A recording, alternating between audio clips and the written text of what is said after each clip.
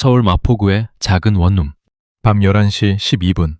지연, 32살, 브랜드 마케터. 오늘도 소파에 앉아 있습니다. TV는 켜져 있습니다. 드라마 3회. 하지만 그녀의 눈은 화면이 아니라 어딘가 허공을 향해 있습니다. 식어버린 캐모마일 차 한 잔. 뜯지 않은 과자 봉지. 창밖에는 주황빛 가로등이 빗속에 흔들립니다. 주말에 이틀 내내 쉬었습니다. 아무 약속도 잡지 않았습니다. 침대에서 뒹굴고 배달 음식을 시키고 좋아하던 드라마를 틀었습니다. 그런데 지금 일요일 밤, 오히려 금요일보다 더 무겁습니다. 매일 월요일 아침이 벌써 보입니다. 알람 소리. 7시 14분. 눈이 떠지는 순간 밀려오는 그 납덩이 같은 느낌. 일어나야 한다는 건 아는데 몸이 이불 밖으로 나가질 않습니다. 이상하지 않으십니까?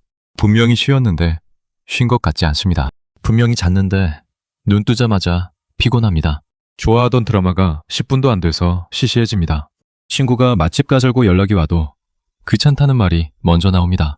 이거 의지 문제가 아닙니다. 그리고 우울증도 아닙니다. 그런데 분명히 괜찮지도 않습니다. 지금 이 순간 현대인 5명 중 1명이 정확히 이 상태에 있습니다. 우울증 진단 기준에는 닿지 않는데 하루하루가 진짜 무거운 그 중간지대. 이 상태에는 이름이 있습니다. 그리고 오늘 그 이름과 그 정체를 25년차 정신과 전문의가 밝힌 방식 그대로 알려드리겠습니다. 지금 이 영상을 끝까지 보시면 왜 쉬어도 안 풀리는지, 왜 자도 안 풀리는지, 그리고 어디서부터 걸어 나와야 하는지 오늘 이 영상 하나로 끝내드리겠습니다. 지금 이 이야기가 자신의 이야기처럼 들리신다면 구독 버튼 한 번만 눌러주세요. 이런 이야기를 앞으로도 계속 들고 오겠습니다. 지연은 직장에서 성실한 사람으로 통합니다. 마감을 한 번도 넘긴 적이 없습니다. 팀 회의에서 항상 준비를 해서 옵니다. 후배들이 모르는 게 있으면 먼저 가서 도와줍니다. 동료들은 지연에게 묻습니다. 지연 씨는 어떻게 그렇게 에너지가 넘쳐요? 지연은 웃으며 대답합니다. 저 그냥 원래 이래요. 하지만 퇴근 후 지하철 안에서 지연은 다릅니다. 손잡이를 잡고 서서 까만 창문에 비친 자신의 얼굴을 바라봅니다. 낮에 회의실에서 활짝 웃던 그 얼굴이 아닙니다. 눈 아래가 약간 꺼져 있고 입꼬리가 아무 이유 없이 아래로 향합니다. 지연은 그 얼굴을 보면서 생각합니다. 나 요즘 왜 이러지? 몸은 출근하고 있습니다. 밥도 먹고 있습니다. 프로젝트도 마무리하고 있습니다. 그러니까 괜찮다고 스스로를 설득합니다. 그런데 어딘가 이상합니다. 좋아하던 재즈 플레이리스트를 요즘은 잘 안 틉니다. 금요일 저녁이 기다려지지 않습니다. 설레던 게 없어졌습니다. 언제부터였을까요? 지연은 정확히 기억하지 못합니다. 서서히였습니다. 어느 날 갑자기가 아니었습니다. 고도가 조금씩 떨어지는 비행기처럼 아직 날고 있으니까 괜찮다고 생각했습니다. 지연이 가장 많이 하는 말이 있습니다. 괜찮아요. 이 상태에 이름이 있습니다. 반우울. 우울감 이상, 우울증 미만. 진단명이 붙지 않는 그 중간지대. 우울증에는 공식 진단 기준이 있습니다. 특정 증상이 5개 이상 2주 넘게 이어져야 진단이 매려집니다. 그런데 지금 지연은 5개까지는 아닙니다. 2~3개인데 그게 한 달, 2달, 반년씩 이어집니다. 병원에 가기에는 유난 떠는 것 같고 참고 살자니 하루하루가 진짜 힘든 그 자리. 통계를 보면 현대인 5명 중 1명이 이 상태입니다. 그런데 이 반우울 상태에서 뇌 안에서는 도대체 무슨 일이 벌어지고 있는 걸까요? 왜 쉬어도 안 풀리고 자도 안 풀리는 걸까요? 자동차 한 대로 설명해 드리겠습니다. 지금 머릿속에 아주 평범한 자동차 한 대를 떠올려 주세요. 그런데 계기판을 보면 주황색 주유기 모양 경고등이 깜빡깜빡 들어와 있습니다. 운전자는 이렇게 말합니다. 주유소까지 10km 남았으니까 조금만 더 가자. 그러면서 엑셀을 밟고 있습니다. 그 차가 지금 여러분입니다. 출근도 하고 회의도 하고 어떻게든 굴러가고 있으니까 아직은 괜찮다고 생각하면서 계속 달리는 겁니다. 이 차를 이해하려면 부품 3개만 알면 됩니다. 브레이크, 엑셀, 엔진. 먼저 브레이크. 뇌에서 브레이크 역할을 하는 건 세로토닌입니다. 이름은 낯설어도 하는 일은 간단합니다. 이제 좀 그만하자. 이쯤에서 쉬자. 잠 좀 자자 하고 몸에게 신호를 보내주는 부품입니다. 이게 잘 작동할 때는 밤 11시가 되면 자연스럽게 졸리고 짜증이 올라와도 한 박자 쉬고 삼킬 수 있습니다. 그런데 이 브레이크가 고장나면 어떻게 될까요? 몸은 피곤한데 잠이 오지 않습니다. 침대에 누웠는데 머리는 계속 돌아갑니다. 한밤중에 갑자기 냉장고 앞에서 과자를 뜯고 있습니다. 별일 아닌 말에 욱 올라옵니다. 밟아도 차가 안 서면 쉰 게 아니잖아요. 그래서 쉬었는데도 쉰 것 같지 않은 겁니다. 몸은 소파에 있었는데 머리는 하루 종일 출근해 있었던 거예요. 실제로 정신과 외래에서 관찰되는 패턴에 따르면 반우울에 제일 먼저 빠지는 사람이 마음 약한 사람이 아니라는 겁니다. 오히려 책임감이 강한 사람, 참을성이 강한 사람이 먼저 무너집니다. 내가 쓰러지면 팀이 안 돌아간다. 내가 약한 소리 하면 가족이 걱정한다. 남들도 다 힘들 텐데 나만 유난 떨 수 없다. 이런 말로 자기 피로 신호를 계속 지워버리는 사람이 제일 먼저 바닥납니다. 괜찮아를 가장 많이 말하는 사람이 가장 늦게 알아채고 가장 깊이 빠집니다. 다음은 엑셀. 뇌에서 엑셀 역할을 하는 건 노르아드레날린입니다. 아침에 눈 뜨고 자, 일어나자 하고 몸을 일으키게 만드는 추진력입니다. 이게 말썽을 부리면 세 가지 얼굴로 나타납니다. 첫 번째, 밟아도 안 나가는 차. 머릿속에는 할 일이 쌓여 있는데 몸이 이불 밖으로 나오질 않습니다. 두 번째, 브레이크 없이 엑셀만 밟는 차. 몸은 만신창이인데 더 해야 해, 더 가야 해만 반복합니다. 멈추는 법을 모르는 상태입니다. 세 번째, 헛도는 엑셀. 엔진 소리는 부릉부릉 나는데 차는 제자리입니다. 마음은 급해 죽겠고 초조하기만 한데 정작 아무것도 손에 안 잡히는 상태. 이 세 가지 중 하나만 해당돼도 엑셀이 슬슬 말썽인 겁니다. 그리고 이 중 하나라도 해당되신다면 여러분이 게으른 게 아닙니다. 엑셀이 고장난 차를 게으르다고 하지는 않잖아요. 그리고 마지막 부품. 이게 오늘 이야기에서 가장 중요합니다. 세 부품 중에서 제일 먼저 꺼지는 게 뭘까요? 대부분 브레이크라고 생각하십니다. 그런데 실제로 제일 먼저 꺼지는 건 엔진입니다. 엔진은 도파민입니다. 차를 실제로 움직이게 하는 심장. 사람으로 치면 와, 이거 재밌겠다. 주말이 기다려진다.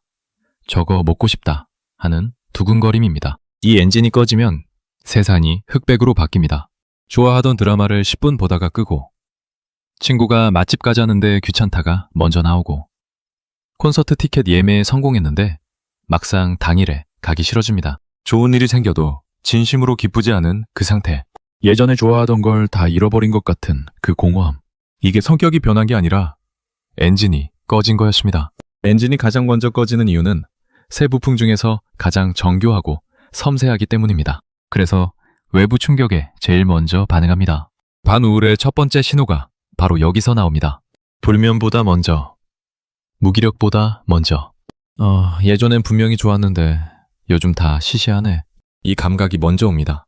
이게 내가 재미를 잃은 게 아니라 엔진 경고등이 제일 먼저 들어온 겁니다. 지연이 재즈 플레이리스트를 안 트는 것도, 금요일 저녁이 기다려지지 않는 것도 바로 이 엔진이 먼저 꺼진 신호였습니다. 그렇다면 왜 이 엔진이 꺼지는 걸까요?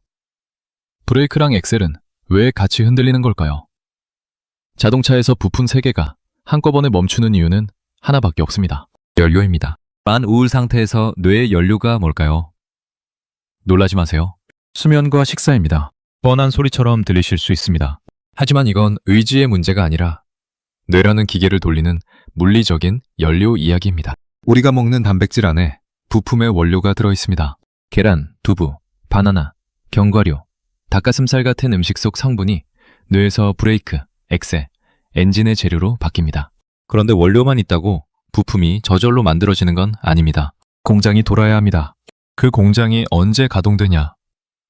바로 우리가 잠자는 동안입니다. 수면 중에 뇌는 가만히 쉬는 게 아닙니다. 낮에 들어온 원료를 가지고 내일 쓸 부품을 밤새 찍어내고 있습니다. 질 좋은 수면이 곧 뇌의 부품 제조 공장인 겁니다. 가장 무서운 조합이 뭔지 아십니까? 밤에 폰 보다가 새벽 2시에 자고 아침에 커피 한 잔으로 때우고 출근하는 것. 원료도 안 들어오고 공장도 안 돌아가는 겁니다. 이게 하루면 괜찮습니다. 한 달이 되면 연료 탱크가 바닥을 칩니다. 실제로 만성적으로 잠이 부족한 사람은 그렇지 않은 사람보다 우울해질 위험이 약 1.5배 높다는 연구 결과가 있습니다. 조금 피곤하다는 수준이 아니라 부품 공장이 가동을 멈춘 상태인 겁니다. 한 연구에 따르면 현대인이 하루에 접하는 정보량이 600년 전 사람의 1년치라고 합니다. 아침에 눈 떠서 스마트폰만 봐도 SNS, 뉴스, 메시지가 한꺼번에 쏟아집니다. 이 하나하나에 읽을까 말까, 답할까 말까 판단을 내려야 합니다. 내가 하루에 내릴 수 있는 질 좋은 판단 횟수는 한계가 있는데 사소한 선택에 다 써버리면 정작 중요한 데서 못 씁니다. 여러분이 약해진 게 아닙니다. 연료 소모가 옛날보다 수백 배 빠른 시대를 살고 있는 겁니다. 지연은 오늘도 화장실 거울 앞에 섰습니다. 물을 틀고 손을 씻고 고개를 듭니다. 거울 속 자신의 눈을 바라봅니다. 잠깐 멈춥니다. 눈이 피곤합니다. 그냥 몸이 피곤한 게 아닙니다. 뭔가가 빠져나간 눈입니다. 활기라고 부르던 그것, 기대라고 부르던 그것, 설렘이라고 부르던 그것. 지연은 손으로 수도꼭지를 잠깁니다. 조용해집니다. 멀리서 빗소리가 들립니다. 이게 언제부터였지? 지연은 기억하려 합니다. 6개월 전, 1년 전. 서서히였습니다. 어느 날 갑자기가 아니었습니다. 그래서 더 늦게 알아챘습니다. 그런데 지금 이 이야기가 지연만의 이야기가 아닙니다. 지하철 옆자리, 회의실 건너편, 카페에서 마주치는 사람들 5명 중 1명은 지연과 똑같은 무게를 속으로 들고 있습니다. 단지 아무 말 안 할 뿐입니다. 다들 괜찮아 라는 말을 달고 삽니다. 그리고 이건 함정이 3겹입니다. 첫 번째 함정, 본인이 못 알아챕니다.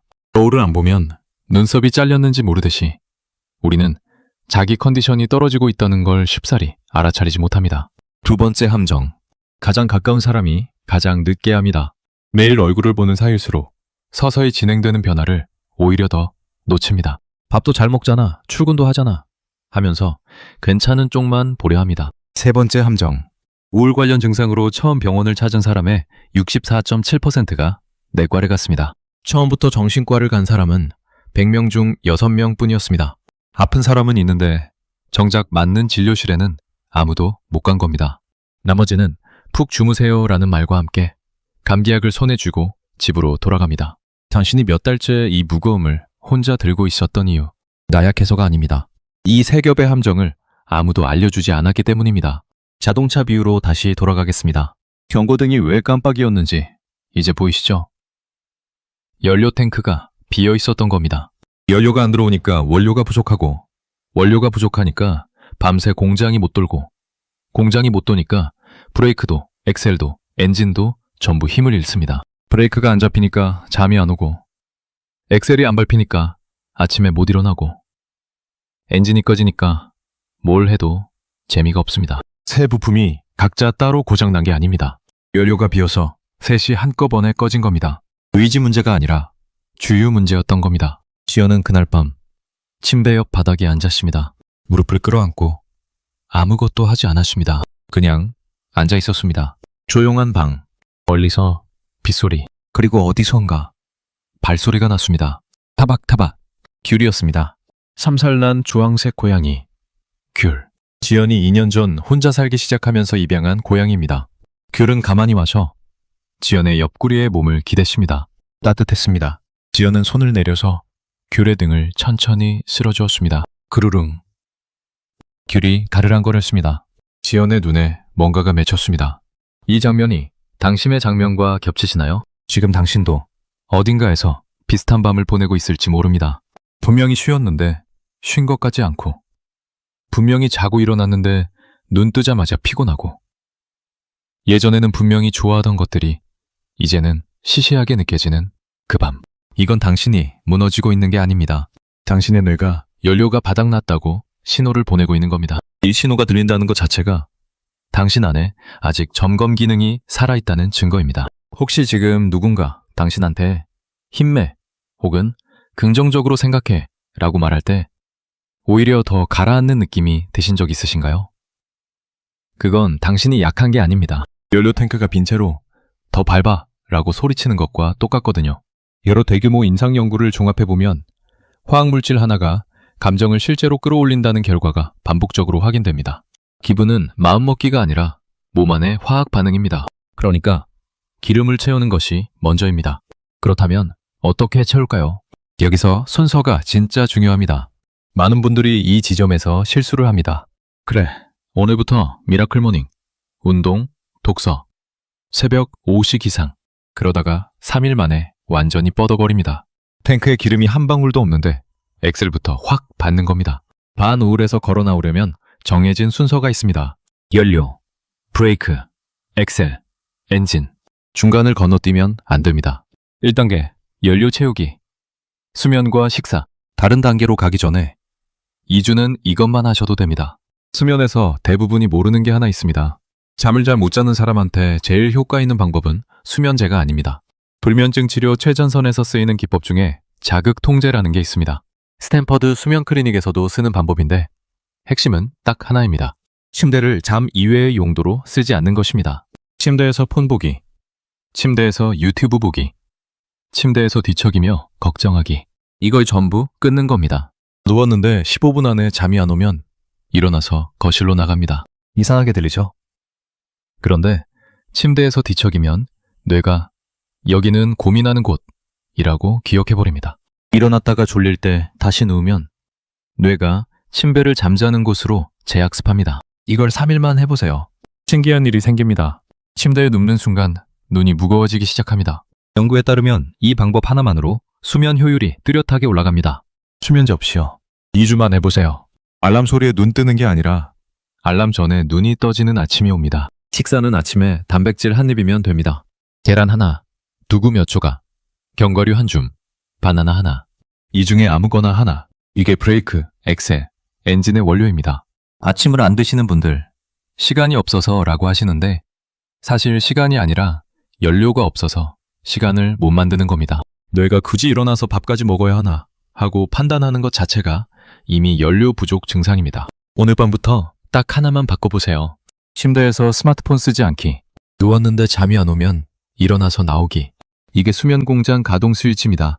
2단계, 브레이크 살리기. 잘 멈출 줄 알아야 다시 달릴 수 있습니다. 지금 당장 불안하거나 머리가 과열된 느낌이 드실 때 5초 만에 브레이크를 거는 방법이 있습니다. 스탠퍼드 신경과학 연구실에서 확인된 기법입니다. 코로 짧게 2번 들이마시고 입으로 길게 1번 내쉬는 겁니다. 이게 전부입니다. 생리적 탄식이라고 불리는 호흡법인데 이중흡기가 폐 속 이산화탄소를 한 번에 배출시키면서 부교감 신경을 강제로 활성화시킵니다. 한 번만 해도 어깨가 내려가는 느낌이 옵니다. 퇴근길 지하철에서 5번만 해보세요. 명상 10분보다 빠릅니다.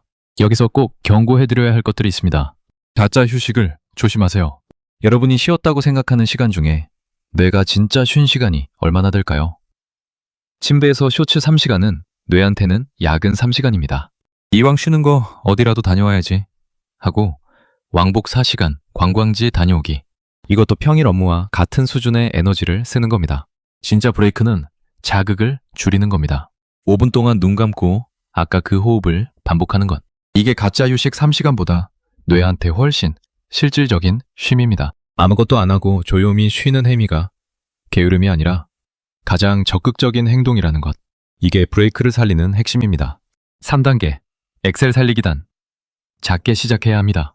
심리학에서 이걸 행동 활성화라고 합니다. 의욕이 생겨서 행동하는 게 아니라 행동을 먼저 하면 의욕이 따라온다는 원리입니다. 경도 우울 상태에서 약물 치료만큼 효과가 있다는 연구 결과가 나와 있을 정도입니다. 그런데 여기서 함정이 하나 있습니다. 행동을 먼저 하라고 하면 대부분 운동 30분, 독서 1시간을 떠올립니다. 그러면 안 됩니다.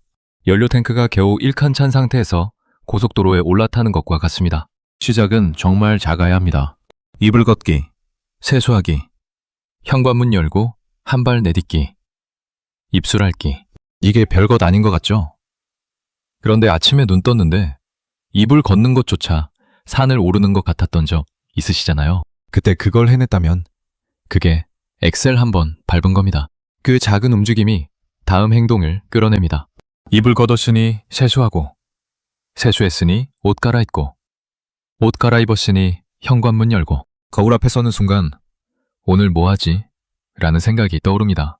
그게 엑셀이 돌아가기 시작한 겁니다. 내일 아침 알람이 울리면 생각하기 전에 이불부터 걷기. 판단보다 동작이 먼저입니다. 4단계 엔진은 억지로 돌리지 마세요.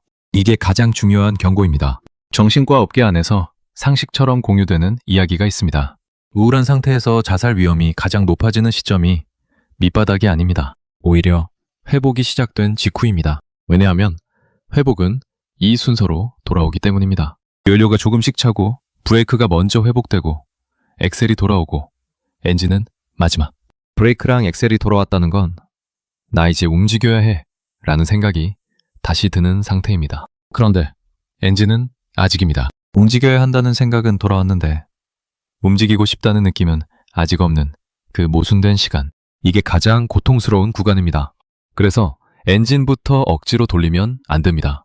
자극적인 콘텐츠, 쇼핑, 술로 도파민을 갑자기 올리면 오히려 더 깊게 내려앉습니다. 억지로 시동을 걸면 남은 기름까지 태워버립니다.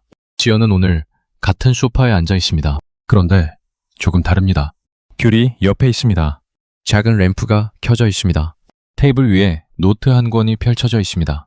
따뜻한 차 한 잔. 지연은 창밖을 바라봅니다. 빗소리가 들립니다. 그런데 오늘의 빗소리는 조금 다르게 들립니다. 텍사스 대학교의 심리학자 제임스 페네베이커가 개발한 방법이 있습니다. 하루 15분, 4일 동안 지금 자신을 가장 괴롭히는 감정이나 경험을 아무한테도 안 보여줄 종이에 그냥 쏟아내는 겁니다. 맞춤법도 신경 쓸 필요 없고 문장이 될 필요도 없습니다. 머릿속에 있는 것을 손으로 옮기기만 하면 됩니다. 30년간 반복 검증된 결과를 보면 이 단순한 행위만으로 스트레스 호르몬 수치가 유의미하게 낮아지고 감정 처리 능력이 올라갑니다. 왜 효과가 있냐면 머릿속에서 맴돌기만 하던 감정이 글자로 바뀌는 순간 뇌가 그것을 처리 완료로 분류하기 시작하기 때문입니다. 엔진이 공회전하면서 소모하던 에너지가 줄어드는 겁니다. 4일째 되는 날 종이를 덮으면서 이상한 감각을 느끼실 겁니다. 쓸 게 줄어들어 있습니다. 매일 밤 빙글빙글 돌던 그 생각들이 종이 위로 빠져나간 겁니다.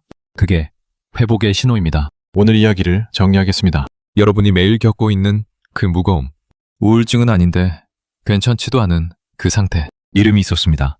반우울. 우리 안에는 브레이크, 엑셀, 엔진이라는 세 부품이 있고 이 셋을 움직이는 연료는 수면과 식사였습니다. 부품을 고치기 전에 주유가 먼저, 그리고 연료, 브레이크, 엑셀, 엔진 순서대로 채워야 합니다. 이 반우울이라는 개념과 회복 4단계를 처음 정리한 사람이 있습니다. 일본의 정신과 전문의 다이라 고겐 선생님입니다. 이분도 한때 반우울을 넘어서 우울증까지 갔던 사람입니다. 대학 입시에 3번 떨어지고 재수를 하던 그 시절 어느 날 거리를 걷다가 지하철 플랫폼에서 뛰어내리려 했다고 합니다. 간신히 마음을 접었다고. 25년이 지나 정신과 의사가 된 뒤에 이렇게 말했습니다. 만약 그때 반우울이라는 말이 있었다면 그렇게까지 기뻐지지 않았을 거다. 그래서 이 이름을 만들었습니다. 그리고 그 이야기를 반우울이라는 책에 담았습니다. 지하철 플랫폼 끝에 있던 사람이 25년 뒤에 이 이름을 만들어냈습니다. 당신의 엔진이 고장난 게 아닙니다. 잠깐 주유소에 들르는 겁니다. 기름을 채우고 나면 다시 달릴 수 있습니다. 그리고 오늘 이걸 한 달 정도 해봤는데 도저히 안 풀린다. 오히려 더 가라앉는다 싶으면 망설이지 말고 정신건강의학과 한번 들르세요. 약 먹자는 얘기가 아닙니다. 전문가한테 한번 점검받는다고 생각하시면 됩니다. 혼자 끙끙 앓다가 시기를 놓치는 게 제일 아깝습니다. 오늘 밤 자기 전에 딱 한 가지만 해보세요. 종이 한 장 꺼내서 15분 동안 머릿속 가장 무거운 것 하나를 쏟아내는 것. 맞춤법 필요 없습니다. 문장이 아니어도 됩니다. 그냥 손으로 옮기기만 하면 됩니다. 천천히 출발해도 됩니다. 당신은 고장난 게 아닙니다. 단지 조금 긴 주유소에 들른 것뿐입니다. 기름을 채우고 나면 당신은 다시 당신만의 속도로 달릴 수 있습니다. 이 영상이 지금 무거운 하루를 보내고 있는 누군가한테 닿았으면 합니다. 오늘 영상에서 가장 와닿은 한 줄을 댓글로 남겨주세요. 그 한 줄이 다음에 이 영상을 만나는 누군가한테 또 다른 위로가 될 수 있습니다. 다음 영상에서는 왜 불안한 사람이 더 사랑받으려 할까요? 애착 불안과 인간관계에 대한 이야기를 가지고 오겠습니다. 오늘도 긴 영상 끝까지 들어주셔서 고맙습니다.